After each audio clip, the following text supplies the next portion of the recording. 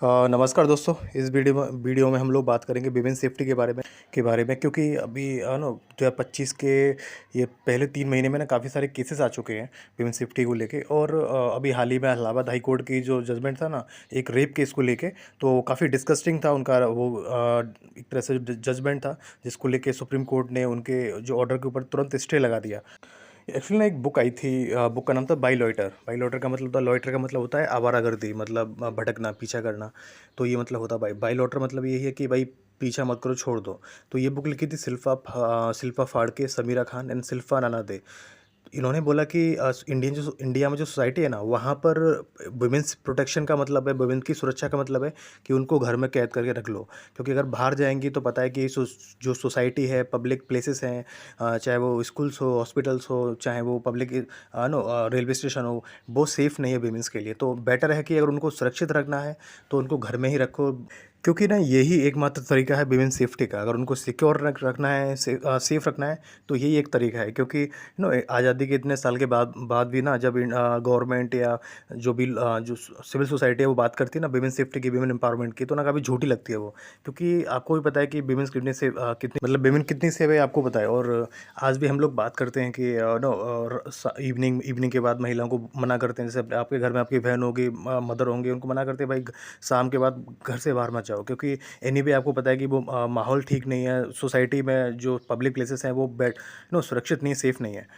And इस तरह की ना जब तक जो हरेसमेंट फ्री एनवायरनमेंट नहीं होगा, सेफ्टी नहीं होगी विमेंस की प्रोग्रेस के बारे में बात करना सिर्फ खोखला है। अगर जो गवर्नमेंट सरकार जब बात करती है विमेन एम्पावरमेंट की, विमेन प्रोग्रेस की, तो वो ना सब खोखली बात है। क्योंकि जब तक एक प्लेसेस ही जगह सेफ़ नहीं है, जगह ही सेफ़ नहीं जहाँ वो पढ़ सकती हैं, जहाँ वो रह सकती हैं, जहाँ वो जॉब जॉब कर सकती हैं। जैसे ना 2013 में ऑफिस में जो विमेंस जॉब करती हैं, उनके उनके साथ जो हरेसमेंट होता है, उसके लिए लॉ लाया गया था, कानून बनाया गया था। उस वो क्यों बनाया गया? वो इसलिए बनाया गया क्योंकि गवर्नमेंट को भी पता है ना कि ऑफिस प्लेसेस में ना विमेंस के साथ बहुत सारा हरेसमेंट होता है, चाहे वो सेक्सुअली हो, चाहे वो उस तरह की बदतमीजी हो। तो ये चीज़ है। और अभी ना हाल ही में एक ना अभी आपको सुनने में गुस्सा आएगा और नाराज़गी भी होगी। मतलब गुस्सा आ सकता है, हंसी तो नहीं आएगी। क्योंकि द थिंग इसकी इलाहाबाद हाई कोर्ट के एक जज ने ना इस तरह की रूलिंग दी थी, इस तरह का वर्डिक्ट दिया था। एक्चुअली पूरा मामला ये था ना कि जो माइनर लड़की थी, मतलब 18 बिलो लड़की थी, जिसकी एज 18 साल से कम थी।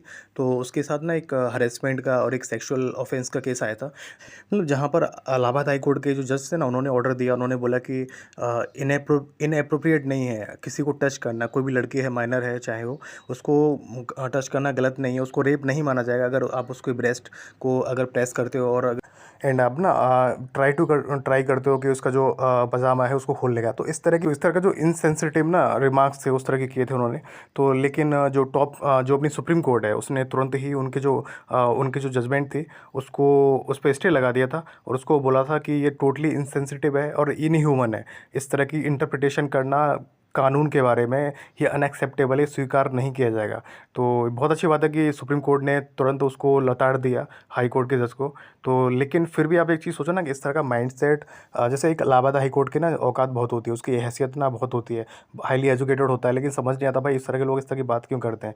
अब क्योंकि जुडिशरी, अब ये जुडिशरी सिर्फ ऐसा नहीं है कि जुडिशरी में लोग ऐसे हैं। जैसे अब नेताओं के कमेंट्स आप देखोगे कि जैसे बहुत सारे आप नेताओं के कमेंट्स देखोगे ना, तो एक दो नेताओं ने इस तरह की बातें बोली थी पहले कि एक था कि एक लड़की के रेप का केस आया था, जिसमें उन्होंने बोला कि भाई जवान लड़का है, अगर जवानी में ये चीज़ हो जाती है, तो सोचो कि जो लॉ बना रहे हैं और फिर जो लॉ का इंटरप्रिटेशन कर रहे हैं जुडिशरी वाले, अगर उन लोगों की सोच ही ऐसी होगी तो वो कहाँ से विमेंस के बारे में सेफ्टी के लिए लॉ बनाएंगे। और फिर वो जो लॉ की इंटरप्रिटेशन कर रहे हैं वो कहाँ से उनकी सुरक्षा कर पाएंगे। फिर इस तरह की सोसाइटी में हम लोग बात करते हैं विमेन सेफ्टी की, विमेन एम्पावरमेंट की, वो कतई उसको एक्सेप्ट नहीं कर सकते आप। एंड एनसीआरबी रिपोर्ट उठा लो, वहाँ पे हर साल 25-30 हज़ार केस आते हैं महिलाओं के बारे में। उसके अलावा भी ना अभी हाल ही में एक 23 साल की जो महिला थी, वो ट्रेन से कूद गई थी। तो उसकी बहुत सारी चोट आ गई थी, क्योंकि एक पर्सन ना उसके ऊपर अरेस्टमेंट करने का ट्राई कर रहा था, असॉल्ट करने का ट्राई कर रहा था। तो उसके डर से वो कूद गई ट्रेन से। एंड एक दूसरा केस था कि एक प्रेग्नेंट वोमेन ट्रेन से कूद गई, क्योंकि एक पर्सन ने उसके ऊपर अटैक करने का ट्राई किया। तो ये चीज़ है कि इस तरह के केसेस ना ट्रेन्स में, बसेस में आते रहते हैं, पब्लिक पब्लिक प्लेसेस में। और इतने सारे केसेस आप न्यूज़ में सुनते रहते हो जनरली। और बहुत सारे केसेस आपको रेप केसेस आपको सुनने मिलते रहते हैं। तो ये चीज़ है कि कोई नई चीज़ नहीं है, इस तरह की चीज़ है वीमेंस के बारे में, वीमेन सेफ्टी। विमेन सेफ्टी की बात गवर्नमेंट बहुत करती है, लेकिन विमेन की सेफ्टी के ऊपर काम है, वो जो इम्प्लीमेंटेशन है, एग्जीक्यूशन है लॉज का, वो बहुत कम है। बहुत सारे लॉज देखो, 2005 में ना डोमेस्टिक वायलेंस का लॉ आया था। 1967 में आई थिंक डाउरी को लेके जो दहेज प्रथा होती है उसको लेके लॉ आया था। और अभी 2013 में वर्क प्लेस पे अगर जो भी हरेसमेंट होता है वीमेंस के खिलाफ उसको लेके लॉ आया था। तो लॉज तो बहुत सारे आते रहते हैं, लेकिन उनका इम्प्लीमेंटेशन एग्जीक्यूशन वो ऑलमोस्ट ज़ीरो है इंडिया में। एंड दिल्ली हाई कोर्ट ना एक रूलिंग दी थी, अच्छा बात बोला था। दिल्ली एक्चुअली 2015 में ना 2015 में एक रेप का केस आया था दिल्ली हाई कोर्ट के पास। तो उसमें नो एक जो वीमेंस थी उसके ऊपर अटैक किया गया था। तो उसमें उन्होंने बोला था कि it's a very deeply concerning reality that harassment in public spaces persistent despite decades of independence and tough law. मतलब उनका बोलने का मतलब ये है कि ये काफ़ी जो वास्तविकता है ना वो काफ़ी कंसर्निंग है। एंड पब्लिक प्लेसेस पे इस तरह का हरेसमेंट बार बार होता रहता है।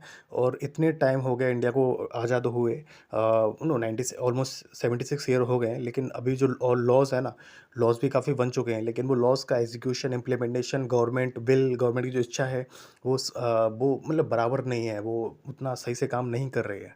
एंड यार एक बात और है ना कि जैसे जब भी ना कोई रेप केस आता है तो बहुत मीडिया में हो हल्ला मचता है, लेकिन अगर कोई केस ना मीडिया बहुत हाईलाइट नहीं करती है ना, तो उसके बारे में कोई बात ही नहीं होती है, उसके बारे में कोई नो कोई आवाज़ ही नहीं उठाता है। ना गवर्नमेंट में कोई बात होती है, ना जुडिशरी उसके ऊपर कोई एक्शन लेती है, ना जो पुलिस पर्सनल है वो कोई एक्शन लेते हैं। तो ये पूरा सिस्टम ही ना बैठा हुआ है, उसी को पूरा सिस्टम फिर से खड़ा करना पड़ेगा, फिर से उसको रिवैम्प करना पड़ेगा, फिर से उसको रिफॉर्म करना पड़ेगा। इसमें ना लॉन्ग टर्म में अगर काम करना है, लंबे समय आगे बहुत लंबे समय के लिए काम करना है, जो व्यवस्था है उसको, जो मैनेजमेंट है उसको सुधारना है, इसमें सबसे अच्छी बड़ी चीज़ है वो जिस पे काम करना पड़ेगा वो एजुकेशन। अगर एजुकेशन बेटर होगी, क्योंकि ना द थिंग इज़ ना कि जैसे कोई पुलिस में काम जॉब कर रहा है उसको ना कहाँ से 12th पास करने के बाद वो कोई जॉब उसको मिल जाती है, ग्रेजुएशन करने के बाद जॉब उसको मिल जाती है। ना उसने साइकोलॉजी पढ़ी कि भाई जो क्रिमिनल माइंडसेट होता है वो किस तरह से काम करता है, ना उसने सोशोलॉजी पढ़ी, ना उसने ना फिलोसफी पढ़ी। तो उसको नॉलेज कहाँ से होगी? उसको सोसाइटी के बारे में, क्रिमिनल साइकोलॉजी के बारे में उसको कोई नॉलेज ही नहीं, सोसाइटी के बारे में कोई नॉलेज नहीं है। तो कहाँ से वो समझ पाएगा? कहाँ से वो सेंसिटिविटी उसके अंदर पैदा होगी विमेंस के बारे में, विमेन एम्पावरमेंट के बारे में उसने कभी पढ़ा नहीं, विमेंस की जो प्रॉब्लम्स है उसके बारे में उसने कभी जाना नहीं।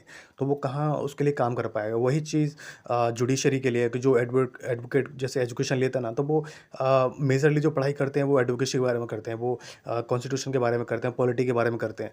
मेजर पार्ट उनका वही होता है। एंड तभी ना फिर इलाहाबाद हाई कोर्ट जब मैं जिस तरह जज ने ना जिस तरह की वर्डिक्ट दी, डिसीजन दिया, जिस तरह की बात बोली, वो इतनी इनसेंसिटिव है कि ना उसको एक्सेप्ट नहीं कर सकते। और इसीलिए वो बोल सकते हैं क्योंकि उसको उनको नॉलेज ही नहीं है, उनको वीमेंस प्रॉब्लम्स के बारे में जानकारी नहीं है। तो वही चीज़ है कि और अब नेताओं के बारे में छोड़ ही दो, नेताओं के बारे में आपको पता है कि इंडिया में जो लोकसभा है ना, लोकसभा में इनफैक्ट जो पूरी पार्लियामेंट है वहाँ पे 43% जो एमपीज़ हैं उनके ऊपर क्रिमिनल चार्जेस हैं, उनके ऊपर केस चल रहे हैं। वो कभी ना कभी उनके ऊपर केस चले थे, तो ऐसे हैं।